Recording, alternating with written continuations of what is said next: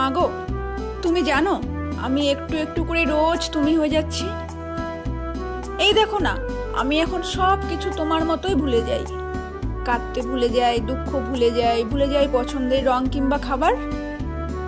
এখন আমার একটা হলেই হলোতে চলে যায়। তুমি শুনে অবাক হবে, কড়াইয়ের গরম তেল হাতে কিংবা মুখে ছিটে উঠলেও আমি এখন আর চিৎকার দিয়ে উঠি না। হাত কেটে রক্ত ঝরলেও পাত্তা দিই না। পেঁয়াজের রসটা চোখে গেলে সারা ঘর মাথায় তুলি না। তোমার মতোই এখন ব্যস্ততাকে ব্যস্ত বলতে সুযোগ পাই না। সকালের খাবার, দুপুরের খাবার টিফিনে গুছিয়ে টেবিলের এঁটো মুছে নিয়ে আমিও এখন হন্তদন্ত হয়ে কাজের দিকে ছুটতে পারি। পা দুটোও যে তোমার পায়ের মতো হয়ে গিয়েছে, জিরোতে ওরা ভুলে যায় একেবারে। ঘরে ফিরতে ফিরতে একটু জিরিয়ে নেয়, এই যা। ঘরে ফিরে আবার কোমর বেঁধে নেমে পড়ি ঘরের কাজে। তোমার মতোই ক্লান্ত লাগে না সত্যি? এই মিথ্যেটা রপ্ত করে নিয়েছি নিখুঁতভাবে। জানো মা, এখন আর আমার গা থেকে পারফিউমের সেই মিষ্টি গন্ধটা আসে না। পরিবর্তে আসে তোমার গায়ের মতো তেল চিটচিটে মাছের আষ্টে মজে যাওয়া ঘামের গন্ধটা। আমিও এখন পেছনে ফেলে আসা দিনের গল্প করি। কেমন দাপিয়ে বেড়াতাম, বিচ্ছু ছিলাম কেমন, চাঁদটা কেমন হাঁ করে দেখতাম।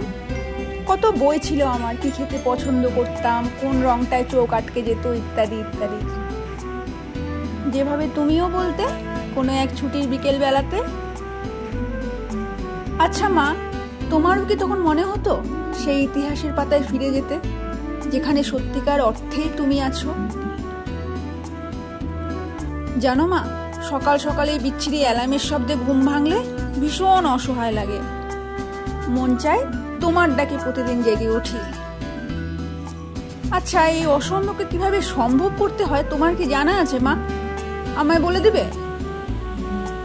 জানো মা, তুমি যখন ড্রেসিং টেবিলের সামনে দাঁড়িয়ে চোখে কাজল দিতে, আমি তখন সব কাজ ফেলে তোমার দিকে তাকিয়ে থাকতাম।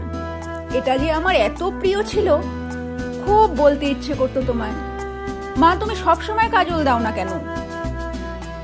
এখন বুঝি তুমি কেন তোমার প্রিয় কাজল দিতে ভুলে যেতে। মা গো, তোমায় কত কিচ্ছু বলতে ইচ্ছে করে, কিন্তু আমি যে কিছু বলে উঠতে পারি না তোমায়। এত এত লেখালেখি, অথচ তোমায় লিখতে গেলে সাহসে আটকে যায়। আমার শব্দ ভান্ডার যে অতটা ভারী নয়, যতটা ভারী থাকলে তোমার নামে তাদেরকে উৎসর্গ করা যায়।